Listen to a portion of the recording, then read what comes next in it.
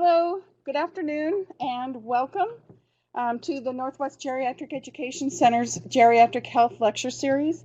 My name is Barbara Cochran, and I am from the DeTournier Center for Healthy Aging here in the School of Nursing. And as usual, I'm representing the Northwest GEC for this lecture series.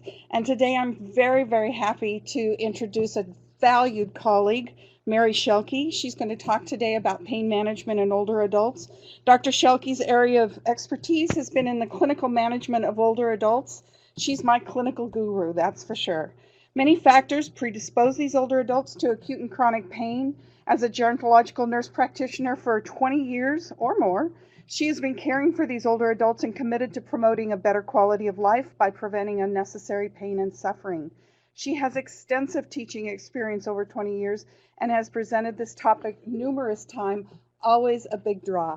Welcome, Mary. Thank you so much. Welcome to everyone. It's always a great honor for me to be invited by Barb Cochran and the other persons who are so active here at the UW to bring great educational materials and information to many, many of our remote neighbors and friends, and so I welcome you all today. Today I'm going to be talking primarily and exclusively in many ways on pain management in older adults. I just want to qualify myself so that you'll understand a few things that actually drive my clinical practice at this particular point in time, and you'll see that I'm actually addressing a particular group of older adults. I work for a residential care, it's a nurse practitioner owned residential care service up in Snohomish, Washington, where we visit the frail and homebound older adults. I also work for Providence Hospice of Seattle as an RN, and that helps me to keep current with, current pain management as well as current pain management in older adults. So for those of you who, may be snacking or sleeping out there, I know this is going to be recorded, so no big deal. You can always come back if any parts of it bore you. I hope not. Sometimes I do have an audience here, so if I see any of them nodding, I'll know that I've lost probably a good deal of you, and I'll get back on topic. So the first thing I'd like to talk about, because in many ways the culture of dying actually has been persistent over many years, decades, centuries, and there are still some, I would say, tidbits of it that go way back. So in the early 1900s, for example, medicine's focus for the most part was comfort. Now today, of course, it could be argued that the current model is more of care, diagnosis and cure care, because we have advanced remarkably in technology. And actually today, people are living to very advanced ages because of that technology and medical knowledge base that has allowed this to happen. One of the other things, though, that really is different today is that in the early 1900s, the typical leading cause of death was infectious diseases, especially among children. And today, persons are dying of chronic illnesses or chronic diseases. So that's been quite a change in the focus of medicine and nursing, certainly in other disciplines, so that we, are very much today, even AIDS. In the 1980s, when I was working in New York, this was an acute cause of early death, and today it's a chronic illness. So we've really advanced quite a bit. The average life expectancy in the early 1900s was 50. Not talking about Methuselah, of course, he was an outlier, but in general, if you lived into your 40s, you were talking about old age. And often when I give Alzheimer's talks, and we talk about the first patient that Lou Alzheimer's took care of, she was in her 50s when she had developed advanced Alzheimer's disease. But in those days, 100 and somewhat years ago, that was old age, even in Germany. So today we have nearing 80 for both men and women. So this is huge. Years ago, in the early 1900s, the site of death was home. And today it's actually, there's a good number of people who die in institutions, and I will talk about that again later, even though that's not their preferred place of death. Caregivers have always been families. We have more healthcare providers providing this type of care. However, still the brunt of care does fall on family caregivers and friends. And the trajectory was relatively short in the early 1900s, and today it can be quite prolonged depending on what's happening to you. So here's the various trajectories of dying today. Sudden death, of course, this is typically unexpected, unpredictable, and people have something that develops, car crash or something of that nature, and die suddenly. Then we have some diseases that have a predictable decline. And even that has changed over the 40 years that I've been a nurse. I've been a geriatric nurse practitioner for over 20 years. And in the 40 years that I've been a nurse, there's been a tremendous change. Take, for example, in pancreatic cancer. I mean, pancreatic cancer, when you were diagnosed, look at Joseph Campbell. I mean, had a very short life expectancy. And today, it's much longer than that. Then we have the chronic hospice patients oftentimes. So a lot of hospice patients are cancers of various types, and a lot of them actually today are debility or end-of-life frailty. But again, a lot of these people, especially if they have heart failure, tend to come on and off hospice because good symptom management, they graduate. So you see a lot of exacerbations and then recovery and then plateauing and back and forth until at the end they're not able to recover from their exacerbations. And then we have the long-lasting chronic, which would be the persons with dementia. That puts them at high risk for the comorbidities that they may encounter, like infections. So I love this graph. I show it all the time. You've probably seen it 100 times, but it shows the projected increasing numbers of persons, not only over the age of 65, but over the age of 80 and 85. My favorite statistic that I carry around with me all the time is that it's estimated that in the year 2050, there will be 1,100,000-year-olds in the United States. I will be 96, which means I'll probably be still working, because by then, you know, Bismarck aside, who determined 65 was the definition of elderly, we're going to end up having, 100 years old will probably be the new retirement age, and they'll have to be bussing trays in Mickey D's. Okay. And then the chronic conditions that we have most prevalent among Medicare beneficiaries, of course, are ones that you're very well aware of. Cardiovascular disease is at the top. And again, medicine is making great advances in the management of those cardiovascular diseases, arthritis, and diabetes. Now, again, if you look at the causes of death, we see that, I'm sorry, there's a feedback from the speaker room. Hold on one second, please. Sorry, there's some feedback from the speaker room. Thank you. Sorry about that, a little bit of a aside. So that if you look at Alzheimer's disease, for example, when you look at the leading causes of death, actually it's moving up the line and may have already at this point surpassed diabetes as a cause of death. So anyway, this is just a statistics that among the 15 chronic conditions, the prevalence of multiple chronic conditions is high in persons over the age of 65, with over 2/3 of Medicare beneficiaries having 2 or more chronic conditions and 14% having 6 or more chronic conditions. This is not news to anyone that's working with this population. I have to tell you that I have done residential care, and I actually had 2 years ago a patient with 35 active diagnoses. You do not want to do that plan of care, okay? You've got to cluster most of them, okay? So it's just not unusual for persons who are dealing with persons at the end of life. And by the way, these are the people that are singing with Elvis in the day room. So it's not like they're laying in a bed. No, they have 35 active diagnoses, and they're actually having a good quality of life. So this is, again, the statistics from 2010.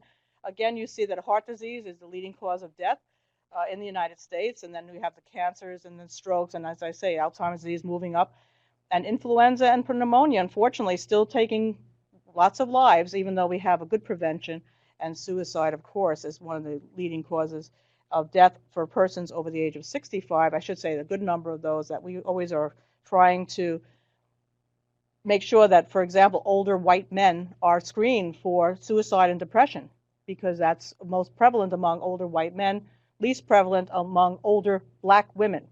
So the rate of suicide. So that's an interesting social commentary. We don't really know why. So here I like this graph because it talks about the inpatient hospital deaths by age. And you can see for the years 2000, 2005, and 2010.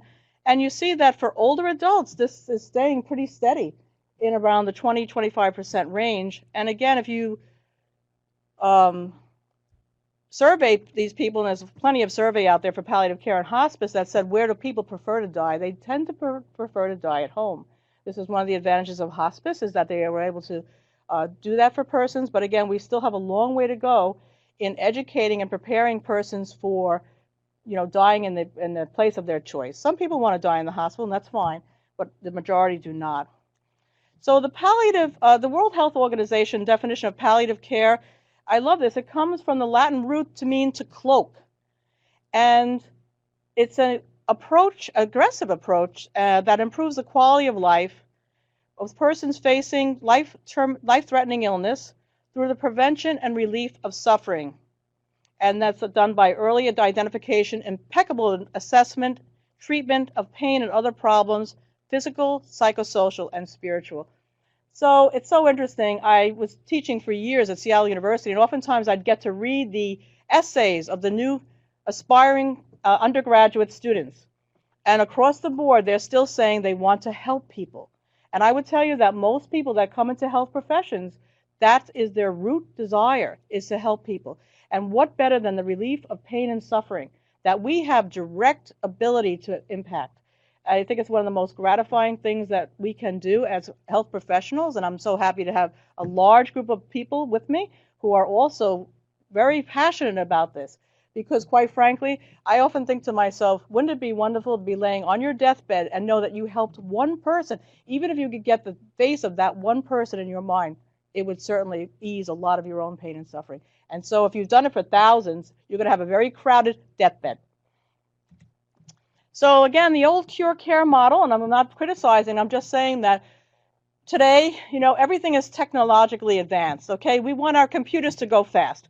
We want our Starbucks latte not only to come fast, but to be at the drive-in window and exactly the way we want it. We have it your way. And so in many ways, that also carries over into our medical treatments and care. And yes, medicine has progressed in so many ways.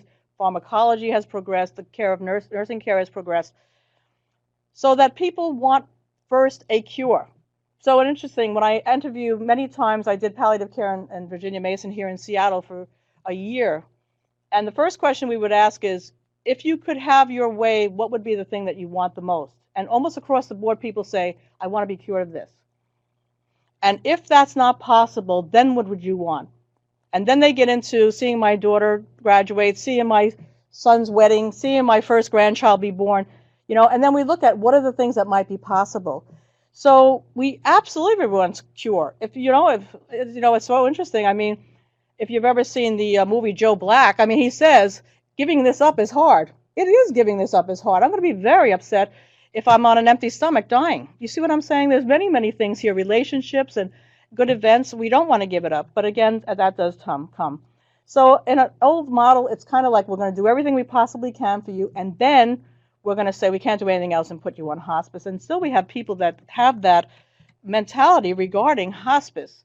So what we try to do is work with them and say, aggressive treatment around symptom management begins at the diagnosis of your disease. So for example, in the case of Alzheimer's disease, we're talking about the diagnosis of an illness that may progress 20 years.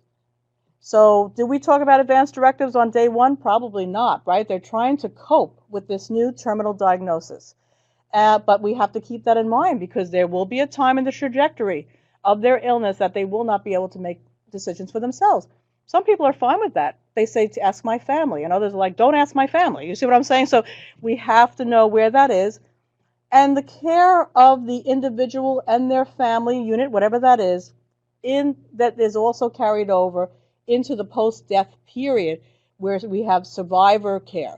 And so that's one of the benefits of hospice. It's unfortunate that we don't have it in many other places, like, for example, hospital deaths. It just is unfortunate that there are not more programs out there that when a person dies in the ICU, that there's not some kind of follow-up for the bereavement of the survivors. Because, again, their mortality and morbidity is highly linked to their experience of the dying process. So here's my favorite. Okay, we're getting on to the good stuff now. The definition of pain.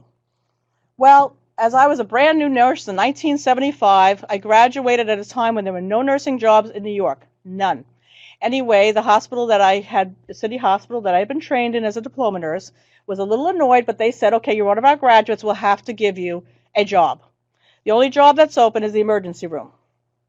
Okay, I didn't even know how to read an EKG. I knew how to take one. So we'd have all these EKGs on the ward with fireman hat kind of MIs, and I'd be like, I did the EKG, doctor. I didn't know how to read it. Okay, well, the people go, anyway, they were also developing codes in those years, right? We didn't have codes. They were practicing them.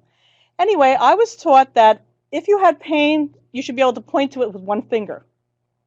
So I'd go in the emergency room, and I'd go into somebody who had like a rotator cuff injury, and I'd say, could you please tell me where your pain is, point with one finger? And they'd say, oh, and they'd do these circular motions around the shoulder. So I'd go back to the physician, and he'd say, what is it? And I'd say, drug seeker, right? Because I had been poorly trained in the assessment of pain. Well, 40 years later, thank God, we've come a long way. We've stopped giving normal saline IMs to people who we think are drug seekers, and now we actually treat pain and have found it to be quite effective.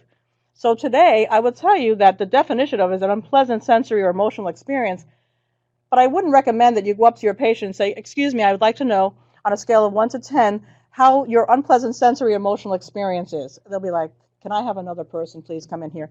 Get rid of her. Anyway, or him. It's anything the person says it is. Even people who are drug seeking have needs. We have to address those needs. When people tell us anything, it's information. We have to deal with that information. And the holding back of anything that would relieve pain and suffering, to me, is totally unacceptable. I've seen tremendous progress in 40 years, and I'm very happy about it because I still have nightmares about young women, for example, with sickle cell anemia crisis in New York City hospitals who were not treated because they were defined as drug seekers. So I hope I don't see them on my deathbed. Anyway, today we've progressed quite a bit. So there's so much research, I can't even quote it, other than to say that in general, the research has shown over and over and over again that older adults, both cognitively intact and impaired, are undertreated or poorly treated for their pain. So what are we going to do about that? Well, let's talk about what are the consequences of that. They have depression, anxiety, decreased mobility, social isolation, poor sleep, and related health risks. And here's where some of the common causes of pain in older adults. I have to tell you, I think I've had a very resourced education because as a geriatric nurse practitioner, there's lots of tenets that they tell you. For example, it is totally interdisciplinary. Our director of my program in New York and Hunter Bellevue said, just try to take care of these frail, multiple comorbidity patients with social systems that may or may not be intact by yourself. Good luck. The other thing it is it's unbelievable, but these patients refuse to read Harrison's, medical books or any of the geriatric medicine books, and so they present with odd symptoms. So any geriatric nurse practitioner will tell you, no, you do not chase the urine because there's a high prevalence of asymptomatic bacteremia. So as my director would say, as you're patting yourself, she's already gone home to God, Catherine Wondolowski, she would always say to us, while you're patting yourself on the back, that you have indeed found out what's wrong with that patient. They're dying of the thing you forgot to keep looking for. So do not chase after urines because it may or may not be what's causing their difficulty. So look at some of the things. So for example, I've spoken to neuro nurses that didn't even know that there's a thing called post-stroke syndrome. So most pain originates in the periphery. Some pain can originate in the brain. So if you have a damaged brain, whether it's from any source, but also strokes, the pain can originate there. I'm going to give you an example. So I'm working in a very wonderful nursing home in New York, in the Bronx, Jewish Home and Hospital for the Aged, 816 beds. And I had a patient who would scream out. Anyway, she had a hemiparesis, and I went to see her, and I said to the physician there, they had hospitalists, even back then in the 80s, I said, can we consider that she might have a post-stroke syndrome? Oh, no, she's confused. I said, well, why does she only yell out at certain times? You know what I'm saying? I mean, if she's confused all the time. Well, I said, would you consider proactively just giving her some pain medication? Okay, so anyway, we did, and guess what? She stopped yelling. So it wasn't like she read her chart and so are my goals. Absolutely, we have to be very proactive that these persons who have had strokes, and the symptoms can be varied, and if they can give you some report, it can be as simple or seemingly benign as paresthesias like tingling, all the way down to a feeling of electric shock going down that side, the affected side of the body. If you're interested, there are support groups online for post-stroke symptom patients. So, in mobility, it's just so interesting that how people who are laypersons or, as I say, not in this specialty, don't think that just being immobile is a source of pain itself. Well, I guarantee you that all you out there are adjusting your position every few minutes or so. And if you were tied down, and if you've ever been in a cast or a splint, you know what this feels like. The muscles want to be stretched, and you start to get really uncomfortable. So again, these contractures, the immobility, osteoarthritic types of pain, things like CML, chronic myelogenous leukemia, okay, can cause pain.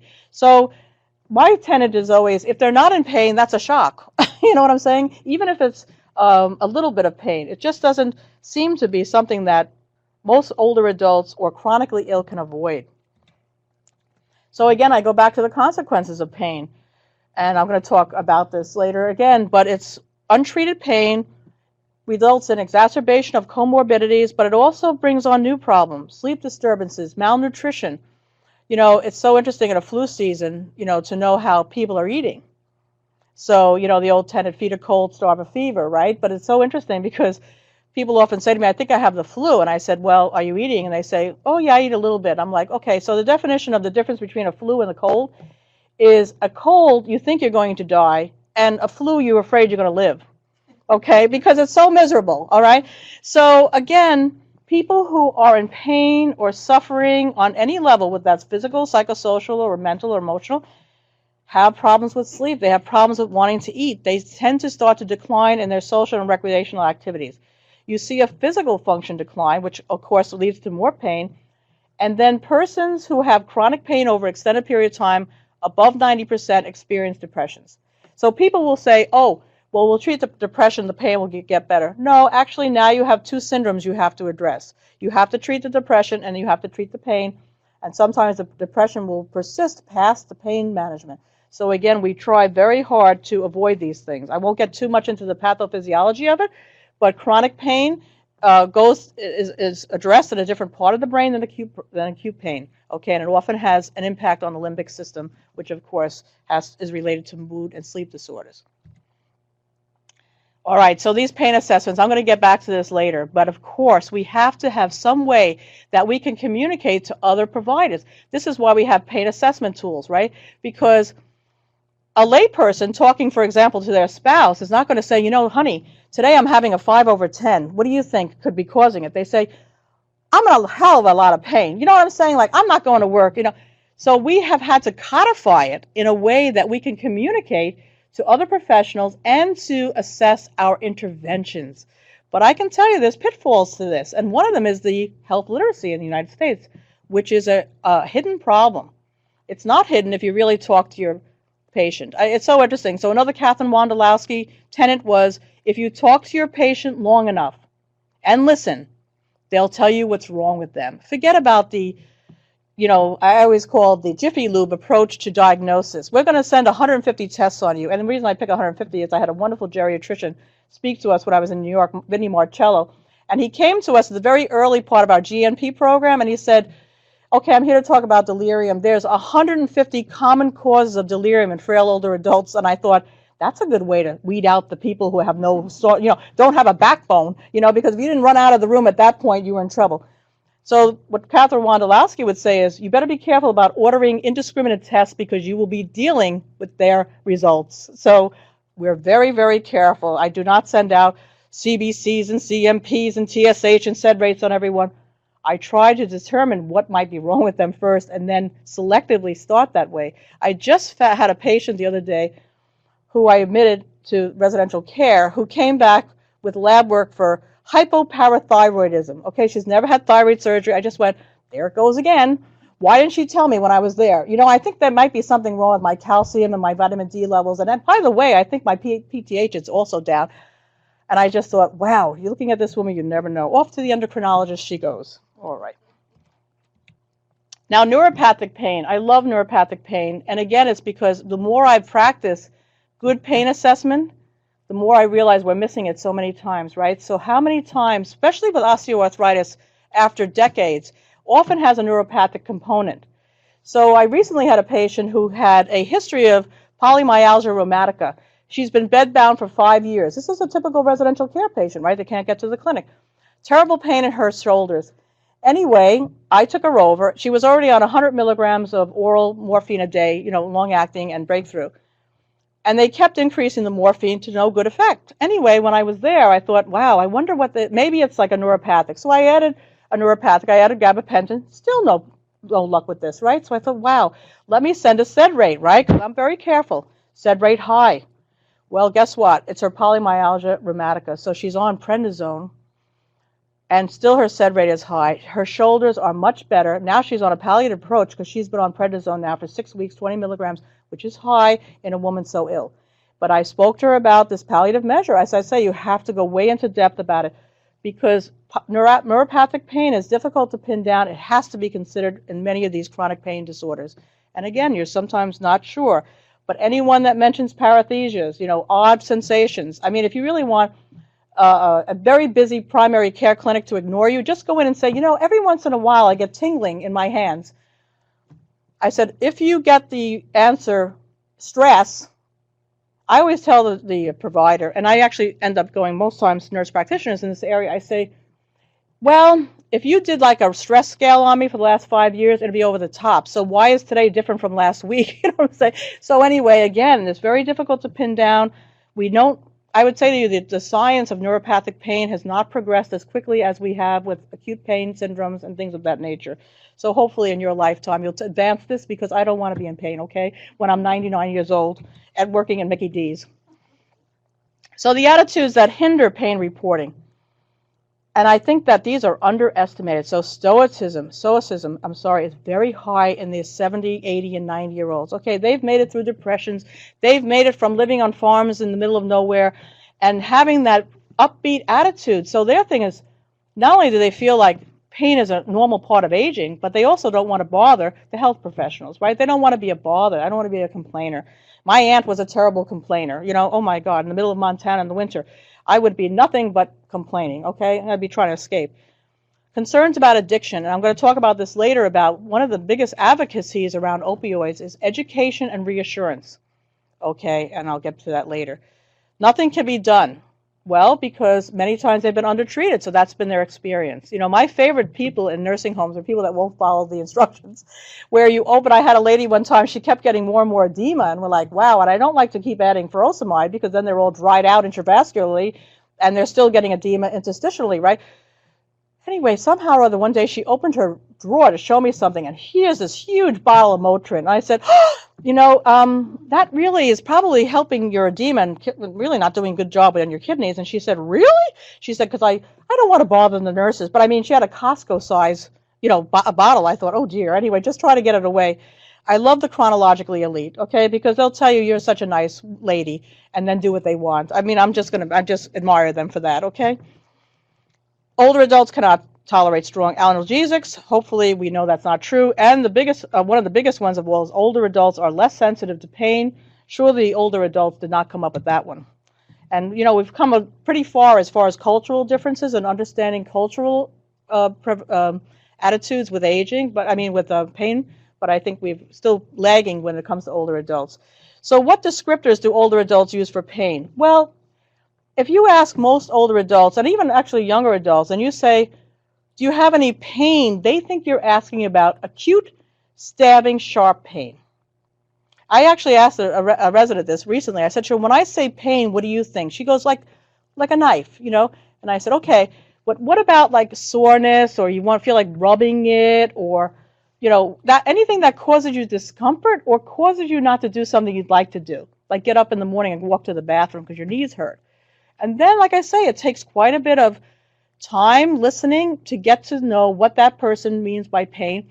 Do they think this problem with their hands, stiffness in the morning, is pain or discomfort, or how does it affect their function? And sometimes it's very subtle. They'll tell you, I used to go to the dining room, but now I don't want to go because my back hurts in those chairs. So again, they don't realize that something can be done for that, and something should be done because they carry the same biases towards these stronger, as they call them, narcotics or opioids that the rest of society does. Now, again, confused older adults, of course, it's really sad, are among the populations, and again, this used to be highly cultural and still is, about how persons have how much pain management is given to a particular person. So I worked with a wonderful emergency room doctor who had popped his ACL skiing. So in the winter, when anyone came in with a knee pain from skiing, he slogged them. I couldn't even get a history from them. They'd be like, I said to him, what are you doing? He said, oh, I know what that feels like. I was like, okay, all right, but please let me get the full history before you knock him out. Palliative sedation over here.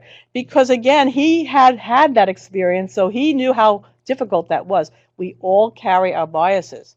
You know, that's not the negative thing. The negative thing is if we let it drive our practice. That's why it's so much better just to know.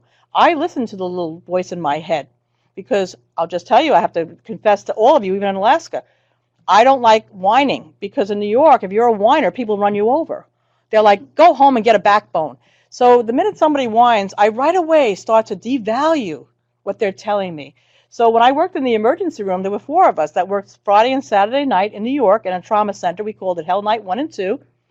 Somebody took care of pediatrics. Somebody took care of the whiners. I took care of all the old people. And Peggy took care of all the gunshot wounds and stabbings, you know. And I just thought, okay, I can do this. Okay, my personality is perfect for this. Okay. And a lot of confused older adults have what we call adverse behavioral symptoms that have a cause. And it's very hard to figure it out. The best people to figure it out are the people that know them the best and have been with them the longest, typically the caregivers. And that could be family or it could be the paid caregivers. But again, we are not going to figure it out. We have to carefully interview those people that know them the best. I always give pain medication first. First thing I do actually is ask about bowel movements. I worked with a nurse as a per diem when I first came to Seattle in the emergency room.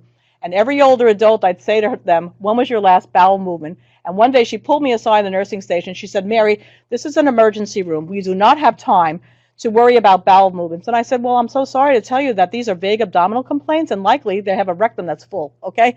So anyway, she didn't appreciate it, but again, she wasn't trained in geriatrics, so I forgave her. But I asked them, when was the last bowel movement? And was it normal? Was it hard? Was it small? And then I order pain medication. And I do a lot of education because, again, staff, because they're often understaffed in many cases, meaning that, or they're under-resourced in that they have poor education. When I worked on the Alzheimer's Special Care Unit, I was the coordinator for 9 years. It was a $6 million retrofit.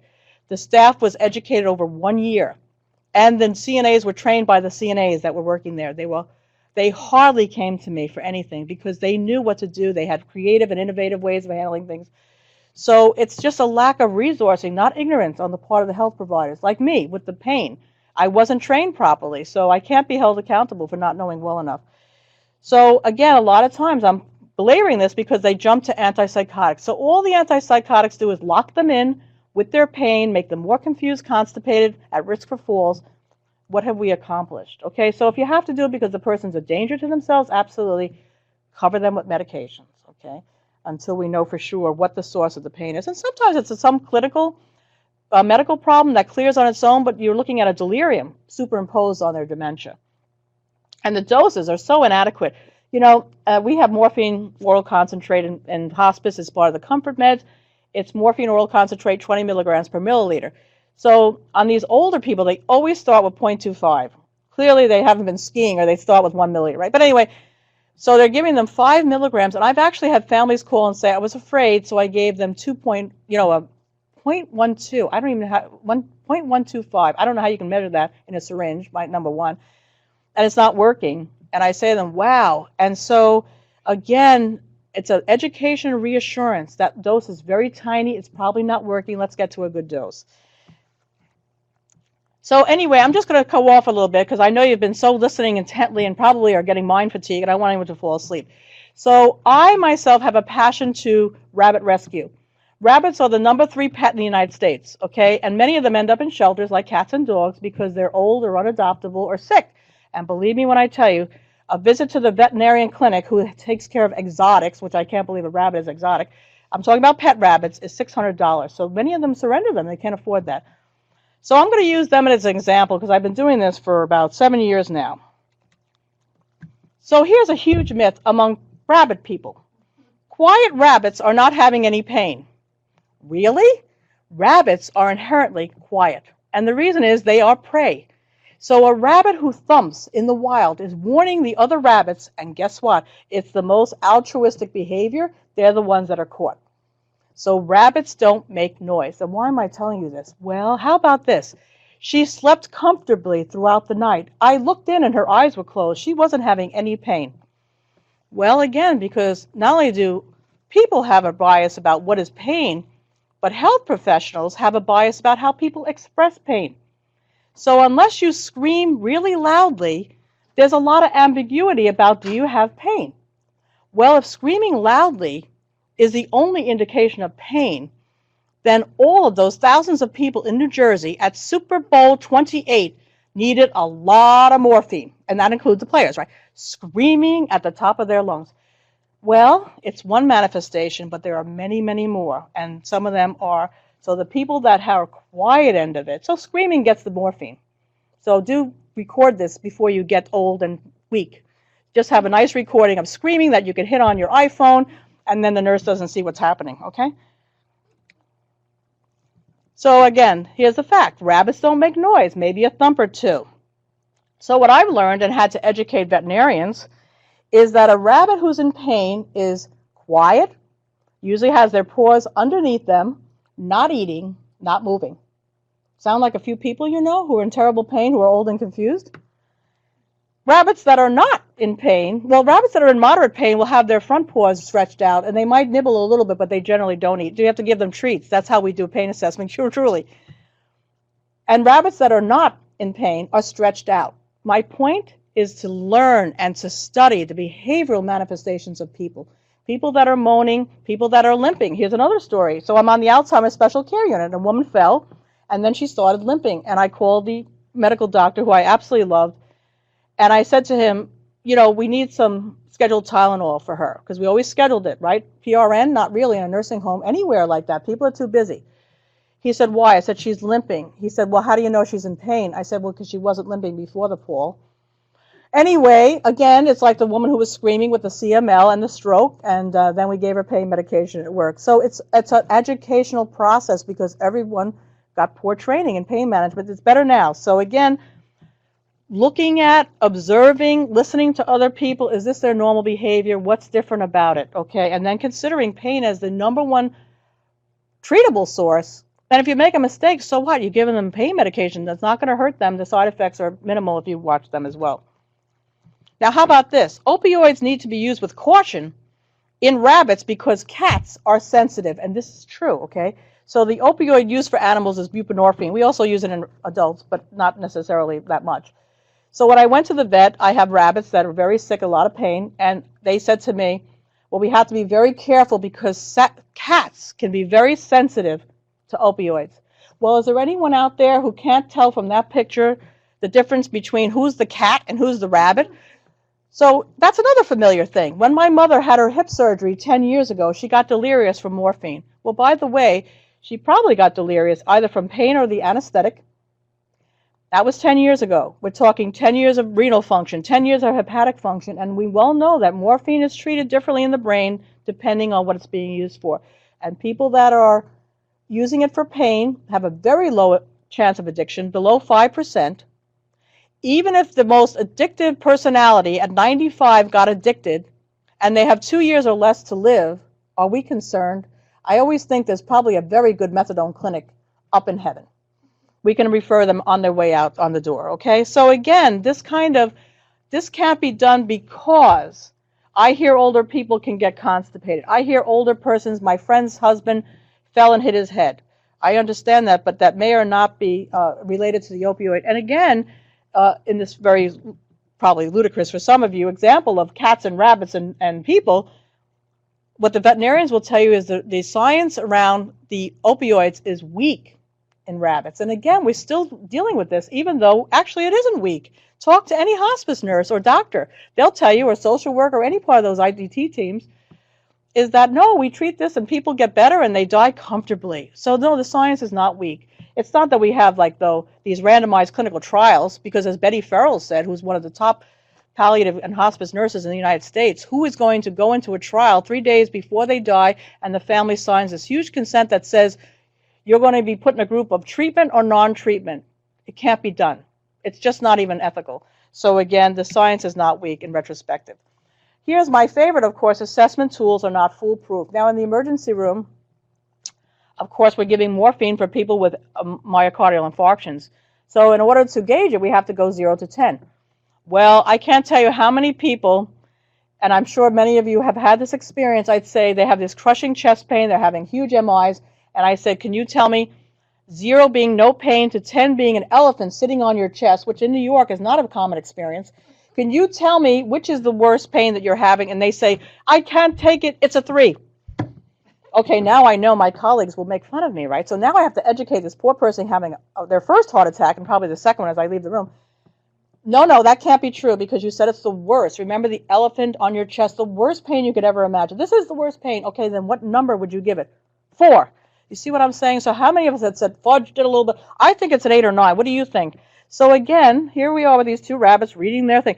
Can you tell me if we are 0 to 10? I don't know how to read. It's a health literacy problem. It's a misunderstanding because we talk medical jargon, assessment tools, codified assessments, and they may not. So a lot of older adults, I say to them, is this a little bit of pain or a lot of pain? Okay, we start from that. Is it a lot? Well, it's not really a lot. Okay, so are you able to go then down to the dining room today? No, no, it's worse than that. So we have to work with that. Yes, I have to get a rating because I'm going to have to put in my note what kind of relief they got from my intervention. I just can't put, they said they're better. Of course, because that's not going to cut the mustard when I have to say, was the medication totally effective, or do we have to consider that we have to add something? So clinicians and friends, hone your skills, assessment skills, and act accordingly. And I will tell you, the more experience you have, the more you can trust your gut reaction. So people always say to me, they consider intuition to be like a clairvoyant skill. That is not it at all. True intuition in healthcare is processing thousands of pieces of information that you have gathered over decades and coming up with a decision, right? So ICU nurses who say they're not acting right, if they're trained, actually they'll begin to be able to give you good information. What do you mean? Well, they're not acting right. In what way? Well, he wants to be discharged and he's having an active MI. Okay, so when you say he wants to be discharged, he said he has to get ready for work tomorrow. Well, if you're trained well in cognitive assessment, you're seeing changes in judgment and insight. And soon you'll see changes in orientation. People say, do you know what day it is? And they're like, get the hell out of here. I know it's Tuesday. Okay, so orientation's intact. Insight and judgment. A man or woman who's highly professionally successful try to leave the hospital in the middle of the night. I've heard this happens to women having birth. They told me one time, my friend in Yale University, she said there are women who are giving birth and saying, I'm leaving now. Give me my stuff. I would think that's delirium. Okay, that's not a really good time because if you have the baby on the elevator, you know what I'm saying, people are going to get really annoyed. Anyway, so again, it's trust your gut feeling. Every day, hone your skills better and better and learn to listen, really. So again, here's the behavioral pain indicators. Now we're back on people and off rabbits. You can ask me questions later about rabbits at the end of this talk. Grimacing or wincing. So in my practice, I teach caregivers because, again, whether they're family, friends, or paid professionals, the more information you give people, the better their practice is. And I always say, and I've learned this from someone else, treat the furrowed brow.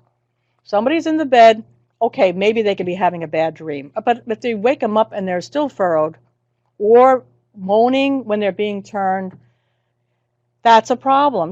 We hear this a lot, especially, it's so interesting. I had a patient admitted to one of the hospitals I was working at, and I was in charge of pain management assessment, pain management monitoring. So I see that when he came in, the nurse had rated him as an 8/10, and he was at home, and he was up to 6 oxycodone a day that were not being effective. And he was the caregiver of his wife with dementia, so he needs to get home. Anyway, I see during the night he's got no pain medication. So I go down to see him, and he's laying in the bed as stiff as a board. So I said to him, how are you doing? He said, as long as I don't move, I'm okay. I said, well, it's going to be really hard for you to be discharged, especially take care of your wife when you're laying up stiff as a board. Anyway, I called the nurse in and I said, we're going to move him. And of course, he yelled out terribly. It was low back pain. I said, so the goal here is to have him be able to turn without any pain whatsoever so that physical therapy can get in here and start progressing him to return home again. But yeah, turning and having pain means that you're having pain. And it has to be treated. You have to be able to be moved. I'm not saying we're going to run the marathon. I'm just saying if you can't turn, sit up without pain, your pain medication is not adequate. Withdrawal and apathy. I have to tell you, see, I'm an old nurse. I have lots of war stories, right? So in the beginning, the antipsychotics used for schizophrenia only treated the positive symptoms, which are hallucinations, for example. They did have no good effect on negative symptoms like withdrawal, which is very common in schizophrenia. Anyway, now I started, prescribing Risperdal, okay, in the nursing home. Well, the nurse is calling me every minute. What did you do to Mrs. So-and-so? I said, why? What are you talking about? I said, if she falling, she's, no. They said, she used to stay in her room, and now she's at the desk every minute asking for something. I said, well, guess what? Her negative treatment, her negative symptoms are being well managed. Anyway, they wanted her to be quiet. I mean, obviously, I'm sure that when I'm retired and in a nursing home, that's going to be their number one goal with me too. Get her to be quiet. She talks about rabbits. We would really want her to be quiet, and so good luck with that. If you feed me, I'm quiet. Anyway, so again, this kind of withdrawal and apathy, if it's not already existing because they have a dementia with a lack of initiation. If it's a change, it's a negative change, and we want to do something about it. And the vocalizations, and I mean, people laugh when I talk about people moaning and somebody saying they're confused. It has been a very common experience for me, both in the OR and in nursing homes and in general practice, is that they're moaning because they're confused. They're yelling at that person because it reminds them of their divorced ex-wife, and like, what? And they don't know what day it is. They think you're their daughter. And by the way, I don't know, you think it's that much PTSD from the divorce? I mean, I'd really be surprised. But maybe it is. I don't know. But we have to come up with better drugs for that then, clearly. So pain assessment has to be ongoing. It has to be appropriate, number one, right? I'm saying, what is the person's best way of expressing their pain once you've communicated to them? So I have to tell you, I did have a patient recently who objected every time I was there with his wife, and I said, we're going to try to get this pain under better control. He kept saying, I did not say it was pain. And I said, you know what, you're right to correct me. Let's just call it distress. Would you call it distress, uncomfortable? Yes. I said, so let's get that under control. Again, because I asked him, and he gave me the definition of pain as sharp and like a knife and hurting. And so, again, once we establish how they describe their discomfort, then we have to make sure that the pain assessment is appropriate to them, their health literacy, their culture, and actually their irritability. Quite frankly, sick people are irritable. I mean, I'd be surprised that none of you have been irritable when you're sick, especially if you have a earache. So again, all of that has to be done. And the evaluation has to be ongoing, right? Because just because we give a pain medication doesn't mean that it's effective, right? We want it to be what the person says is comfortable, and we want to make sure that that doesn't mean that they're not going to get up. And we need to adjust the treatment as necessary. So let's talk a little bit about the general principles around prescribing. So the World Health Organization, I'll show you their step ladder, it's in your handouts. It says to begin with mild to moderate pain. For mild to moderate pain relief, we use a non-opioid. Okay, so that's good. But then for moderate to severe, we typically have to move up to an opioid. So again, let me just say this to you. The common practice of giving scheduled Tylenol for long periods of time, I will tell you, is problematic. Okay, so for example, today they say 3,000 milligrams for a frail older adult is the maximum daily dose. Well, I've been to talks where they say that's going to go down to 1,500 because, again, was acetaminophen meant to be given for long periods of time? By the time that the person is having any hepatic difficulty, it's not like the kidneys where we can measure more of how much percentage we're losing. Oftentimes you have to wait until there's symptoms or lab work that says the liver's in trouble. So I am very careful about if these people are using it chronically, I don't ever let them go to 3,000 maximum. I just don't. I like to keep it at 2,000 to 2,500 for chronic use, and then I add an opioid. So again, the science says that the two together, opioids and acetaminophen, for example, for Percocet or Vicodin, work better than either one alone. That's great as long as you don't start to get to the upper limits of the acetaminophen. Once I start getting near that 2,000 range, I take it out and I give them, for example, oxycodone. So every clinician's different. You know, I was trained because when I went to school in 1990 in New York as a nurse practitioner, there actually were very few nurse practitioners who were specialized in geriatrics. So I actually was trained by geriatricians who I, to this day, thank them for their wonderful training.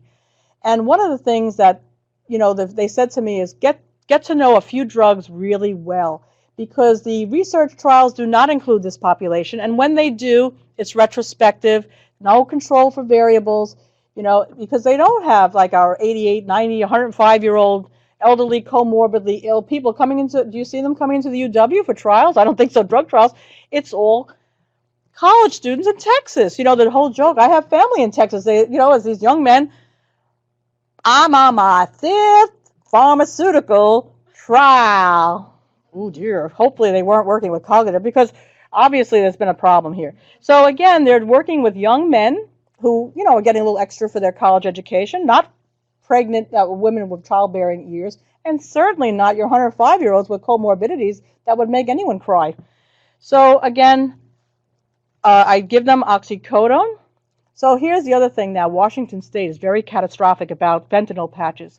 Here's why I'm catastrophic about fentanyl patches. There have been deaths of infants. There's been a toddler and an infant death in Washington State, a child being held who sucked on the fentanyl patch and had a fatal overdose. And then another one was a nursing home resident who had a fat patch that was attached to the wheelchair. Somehow the toddler got to it, put it in its mouth, fatal overdose. So I give so much education about fentanyl patches and the disposal of them down the toilet. It's the only drug that goes down the toilet. It's a tiny little patch. In toilet paper, I tell them. I'm very careful in my notes. Avoid any contact with children or pets. But by the way, you don't slap a fentanyl patch on someone. So for example, for Vicodin, you usually have to wait till they're about 6 or 8 pills a day to control their pain before you consider the lowest doses of fentanyl patch. So there is a science. So anyway, if you go, and it's free online, I mean, you can get the PDF that just talks about the opioid guideline in Washington State. In general, it's very good, but it's not instructive around using opioids that much. But there's a great opioid calculator. So you can go there and say, okay, my mother is on Percocet, she's up to 10 a day. What would be the equivalent? Is she up to a patch, and what fentanyl patch, and what would that dosage be? So palliative treatment and pain management is today a science. It's just come a long way from, here, take a couple of pills and tell me how it worked. We keep careful track in hospice of what they're using as far as their chronic scheduled, long-acting, and their breakthrough, and then adjust it after 24 hours of good pain relief. So we can't adjust it until we know what is the 24-hour dosages that have managed this pain successfully, and then we can adjust the long-acting. So it's a science, and actually it's not that hard, quite frankly, especially when you have a calculator you can go to. So again, and then consider the previous experience, but I would soft pedal this, okay, because I can tell you, in New York, everyone's allergic to Talwin, all the old drug users. Why? Because that's what they got. By the way, they were getting normal saline, okay? They didn't even know it. We were telling them, can you imagine these lies? I hope the statute of limitations is passed. We'd say, we're going to give you your Talwin now, and then we'd stick them with normal saline. They go, ow! We'd say, well, it does burn a little bit. And then they'd say, oh, I feel so much better. Or, I still have terrible pain. You didn't give me enough.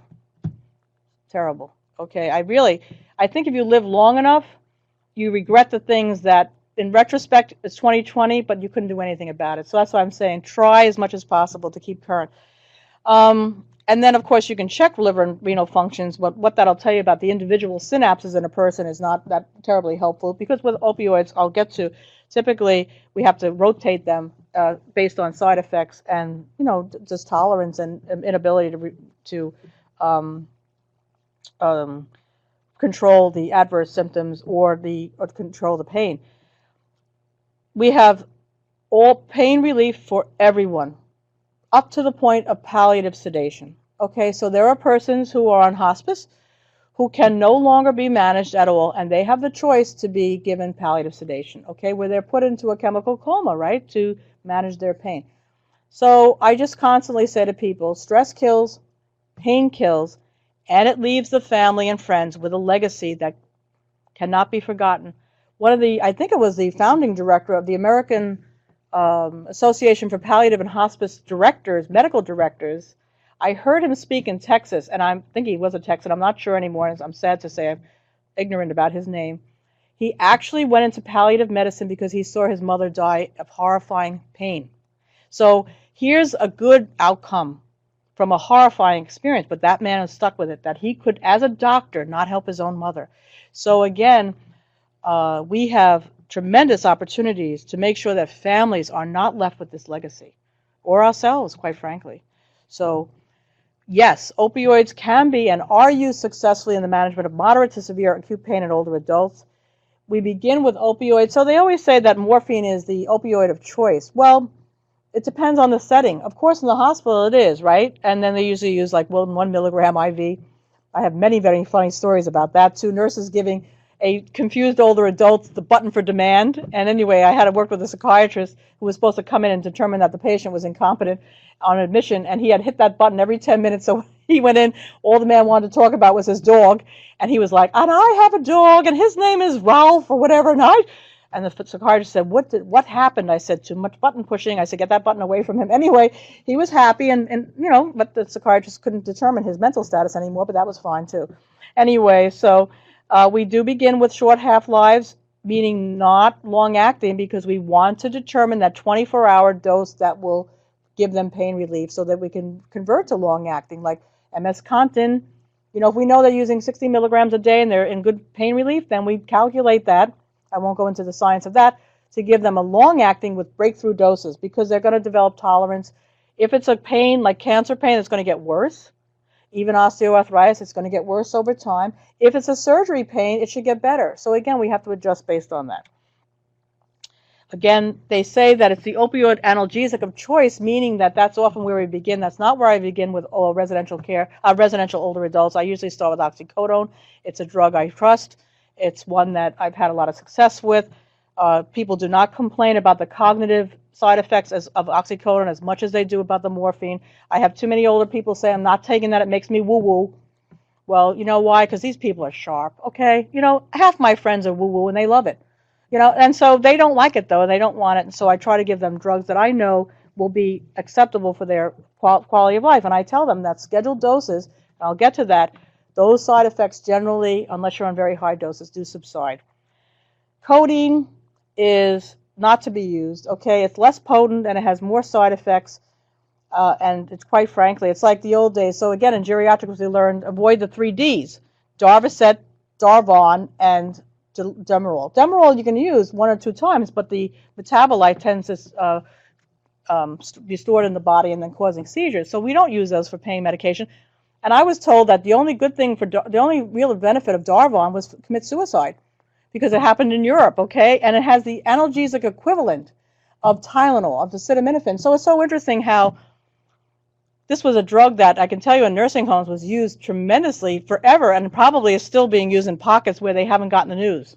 I mean, there are those sites that have no internet access or good, satellite TV. But anyway, so if you see those drugs, they're not good. Codeine is not to be used in frail older adults generally, and it has too many side effects. So the side effects of opioids, and here is where I do a tremendous amount of education and reassurance. So a lot of older adults, I don't want to be addicted. I said, that's fine. I said, I always do a lot of night work. I said, and a lot of times I'm out visiting at night, and there is, anyway, it's so interesting. So there's a local part of town in Seattle where the night walkers are out, okay, and they're also selling drugs.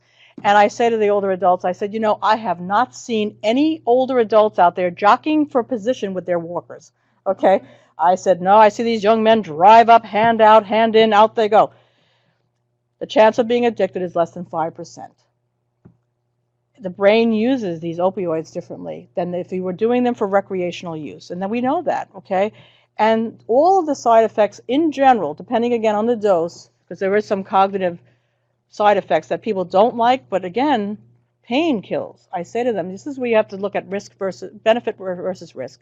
You don't like the feeling of it, so then take it at night. But again, with scheduled doses, all of these side effects tend to lessen or go away, except constipation. So the hand that writes the opioid writes the bowel regimen. And if you write careful parameters, people will not make mistakes.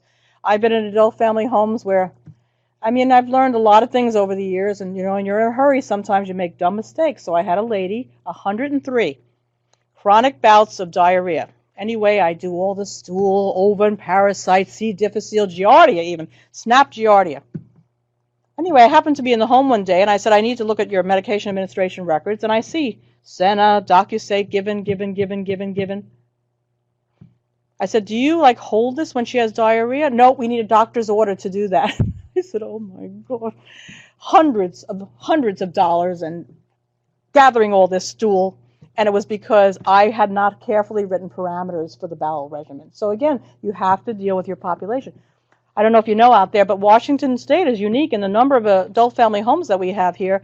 A wonderful alternative to long-term care placement. Most of these residents are very well managed and taken care of because the adult family homes cannot have more than 6 residents.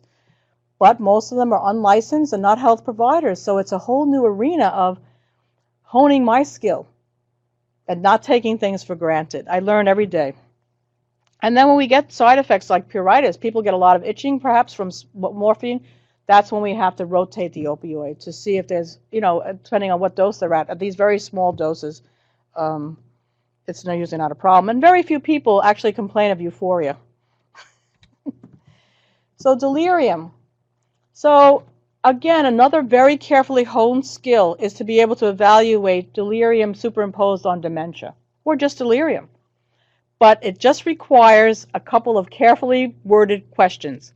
Is this a change from their normal? So I had a resident in the nursing home, in the Jewish home, and I had fabulous CNAs that just were outstanding, and still that unit is up and running. And I had a CNA come to me, and she said, Mrs. So-and-so is not able to dress herself this morning, and she usually helps me. I said, make sure you do a full skin check, get the vital signs, let's see if she has a fever.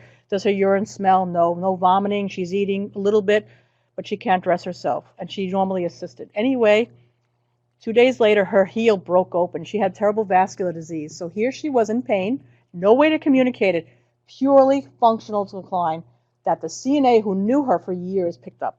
So the first question is this a change from their normal?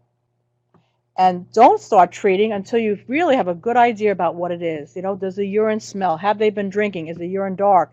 Vomiting or nausea. Sometimes you're not going to get nausea from a person who can't give a good report, but are they drooling or spitting, and things like that. So the better you get at determining the 150 common causes of delirium in older adults, the happier you'll be, and the better you get about discriminatory testing, the happier you'll be too, because you don't want to have things that you have to deal with. Because a lot of the worst things I learned as a practitioner, as a geriatric nurse practitioner, sometimes these labs would come back incompatible with life, and I was so brand new, and I'd say in whispers, can you take me to the room of the resident, who I thought for sure was already having chain stroke breathing, and they say, oh sure, she's in the living room, she's in the dining room eating dinner. I'd be like, wow, she didn't read her lab work for sure, okay? And then I'd call the lab, make sure it wasn't an error, and then go on from there. In Virginia Mason, when I was working, one of the hospitalists told me that oftentimes delirium does not present until the 3rd day of hospitalization. And a lot of times you have older adults admitted to hospitals for confusion. Every test in the book comes back pretty negative, except, of course, that always positive bacteremia in the urine. I mean, the bacteremia in the urine. Not calling it bacteremia, but the bacteria in the urine. And nobody went and looked in their bathroom chest, the cabinet, to see that they were on Prilosec, NyQuil. So what they ended up getting a delirium from Benadryl. They have all these medications. 3 days later, they clear, and then they're discharged, and they say, well, we don't really know what it was. Please, what you need to do is say to the family, go to the home and in a plastic bag or a garbage bag, bring in all the medications that are in that medicine chest, and then say to the patient, this is not good for you, this is not good for your kidneys, this is not good for your brain. Because again, I would tell you, it would be a great research study to do how many patients are admitted with short-term delirium, older adults, that it was affected by over-the-counter medications. And again, pain causes delirium. The medical conditions cause delirium.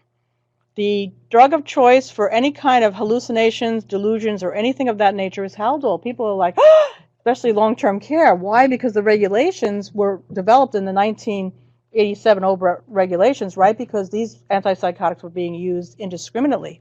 It doesn't mean they're no longer effective. They are effective, but you have to treat symptoms. So Haldol or any antipsychotic is used for psychosis. Delusions, hallucinations that are difficult, not a happy hallucination. Why would you treat a happy hallucination? I had a gentleman that used to sit talking, animated all day next to whoever it was there with them, and the wife was like, look, as long as he's having a great conversation, and I don't care. It didn't affect his function in any way. He ate, he slept well. So please don't treat my happy delusions or hallucinations. Anyway, we all live with delusions, right? I mean, getting through graduate school is one big delusion. I'm going to make it to the end, and I'm going to graduate without any difficulty.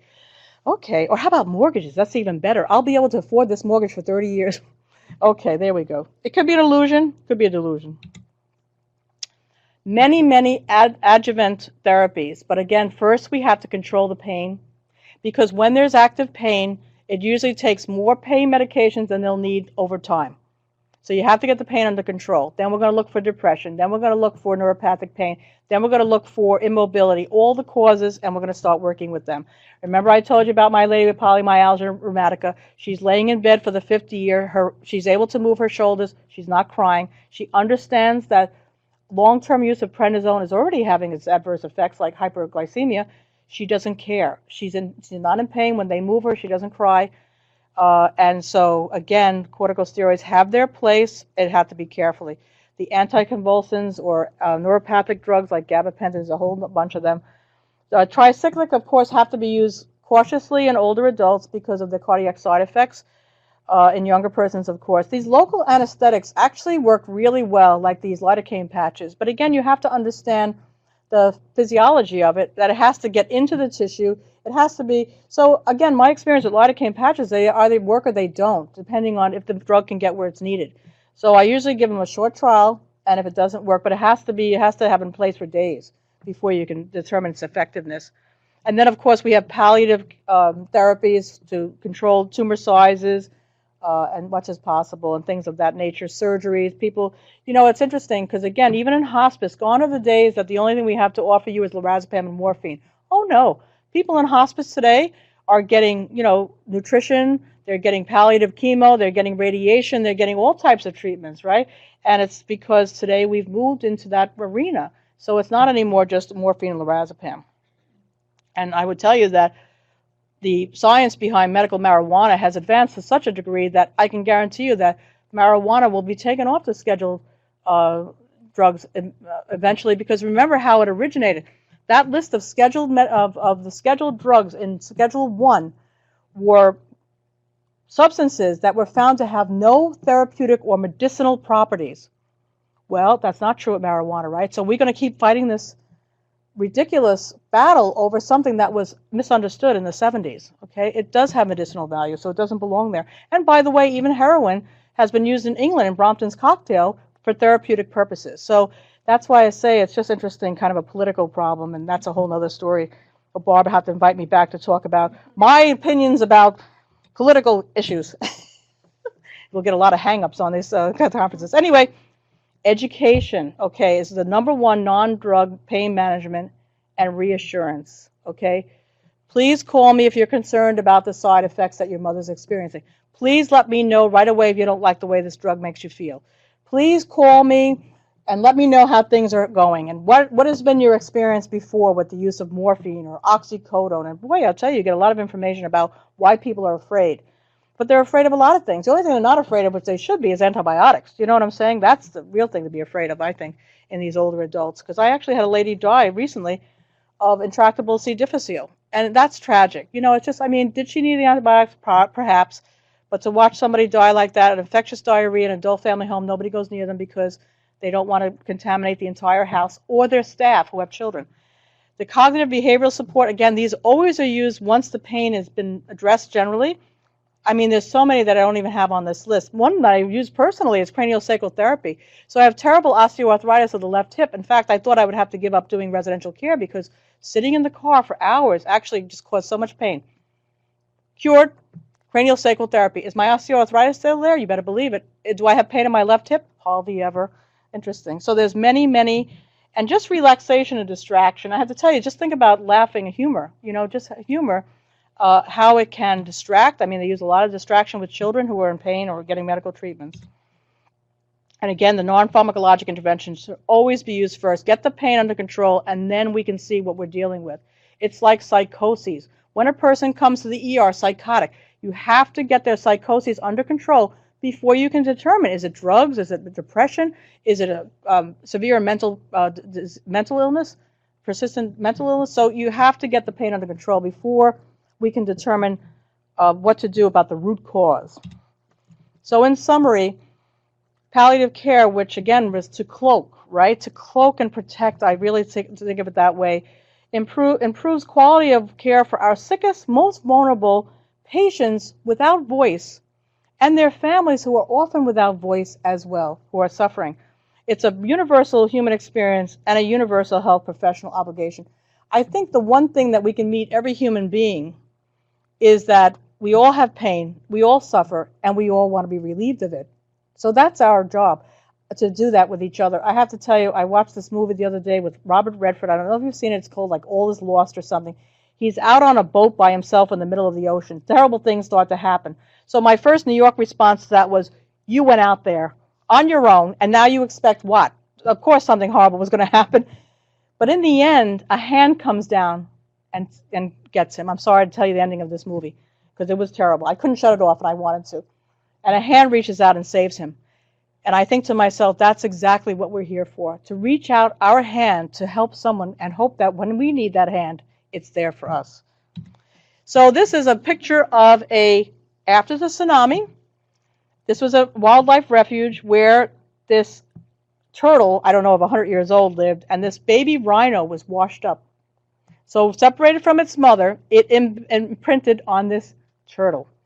So I must tell you that even the most devastating circumstances have fabulous, fabulous endings.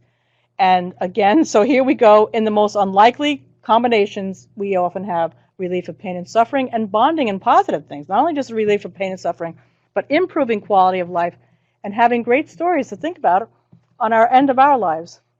Anyway, I thank you so much for your attention, and I know Barbara's going to help me with some of the questions if anyone's still out there, and I know that people here are still awake, which is very gratifying. So.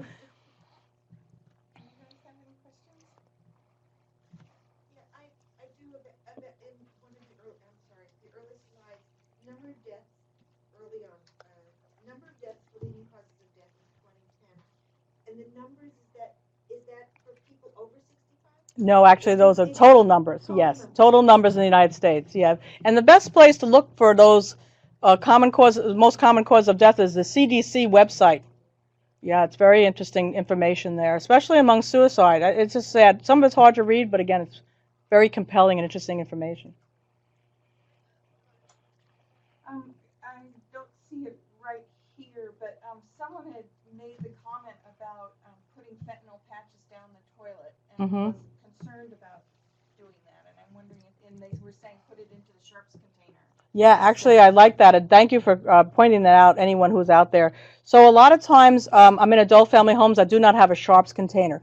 So that is exactly what I was referencing. If there's a sharps container, of course, that is the most recommended, and I'm probably speaking off of policy by saying that's what I tell people. But again, so sorry for that, and thank you for whoever corrected that. The sharps container is the first place to do it. It's just that I try to tell people to avoid the garbage, and there's no way to put it down a sink. Anyway, meds should never be put down sinks anymore, and that's gone.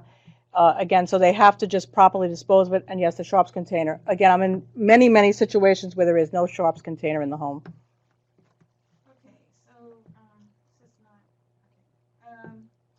Recently going through a compression fracture with my mom, I discovered physicians asking mom if she was in pain when lying down. She did not have pain lying down, didn't ask her to sit up, and because she said no to pain when lying down, they discontinued the pain meds. It took a threat to remove her from her facility before they would get her back on pain meds. Simple tramadol, 50 milligrams Q6 hours. Yeah, again, so I can't comment on the treatment because, again, it varies so much from person to person. But again, I would agree with you that a person who's lying flat who has no pain is one information. Then they have to be moved. And if they're in pain moving, you know, most functioning normal beings have to be able to sit up and walk or sit up and move. And so, yes, absolutely, that was an incomplete assessment. I would agree. Okay. My 73-year-old mom still lives in the same two-story house for 40 years, has one hip and one knee replaced. She suffers from OA, and Vicodin and Celebrex are her best friends to help her function through the day and maintain her independence. Her liberal use of her Vicodin has me concerned, but arguing with her about it is senseless. Should I be worried?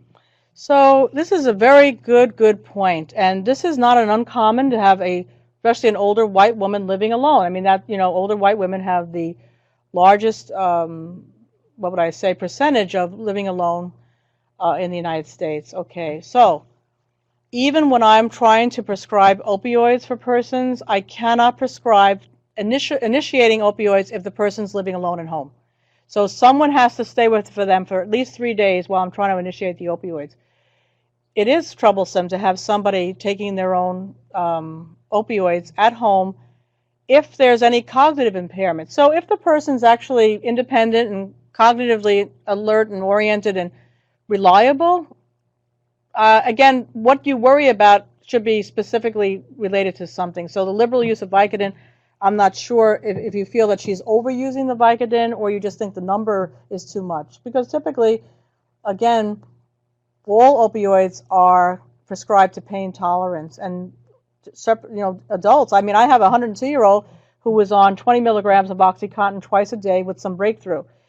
That's rare. Most of them actually, for osteoarthritis, need less, and especially if they have a neuropathic agent as well. So it's hard to say if you should worry or not. Certainly if you see side effects like any mental confusion or falls of that nature, that's troublesome. It could be related to the amount of opioids she's taking. But living alone in and of itself is a risk. Someone asked about repeating questions in the room, so I was wondering if you would remind repeating Barbara's question. Oh, I'm sorry. I didn't realize they couldn't hear it. So, I asked about the total number of deaths. Oh, yes, she asked me on the slide that had the most common causes of death in the United States, there were numbers. And that comes from the CDC site, and those are total numbers for in the United States, all ages.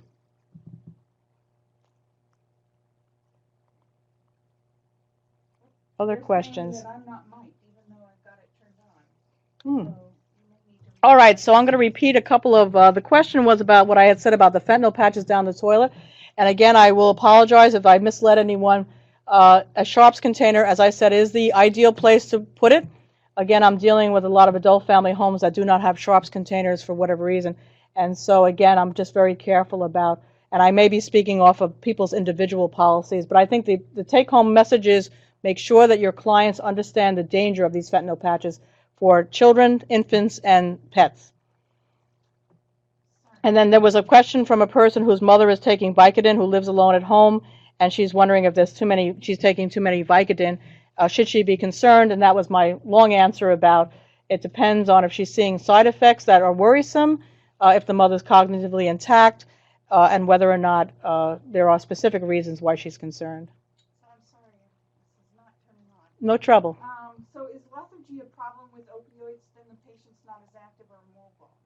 Okay, so is lethargy a problem with opioids if the patient is not as active or mobile? So here's an interesting point. So lethargy has hypoactive or hyperactive. So the lethargy that gets the most attention in the hospital are the hyperactive lethargies where there's a lot of agitation, okay? Nurses jump up and they want to do something about it.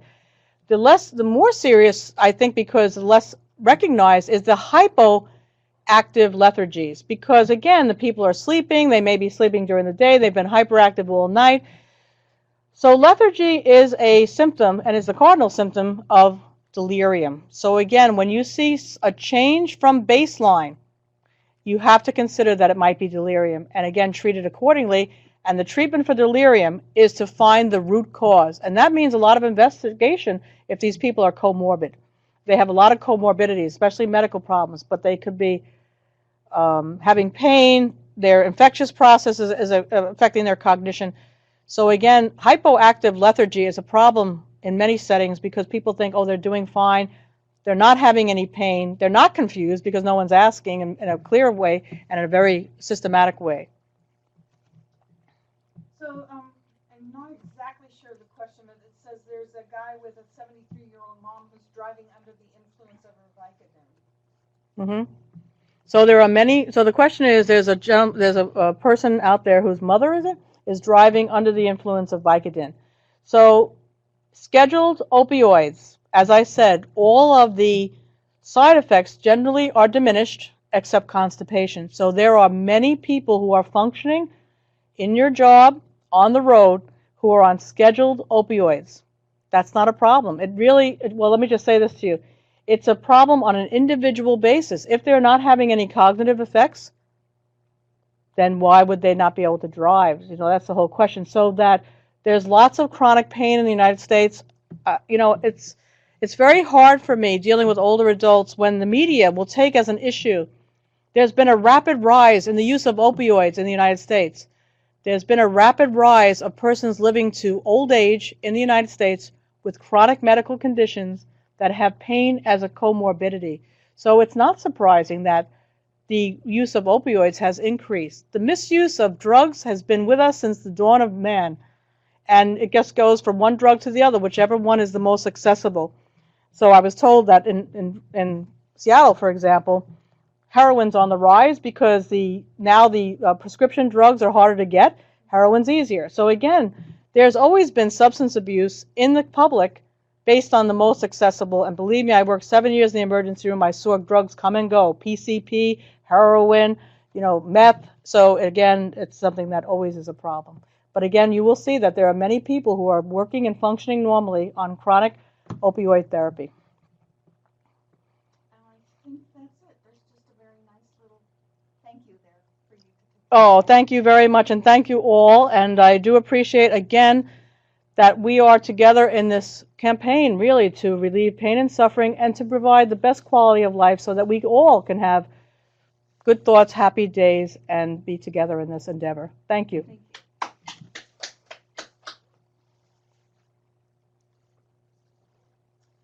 There's another question coming across that if you, Yeah, sure. I don't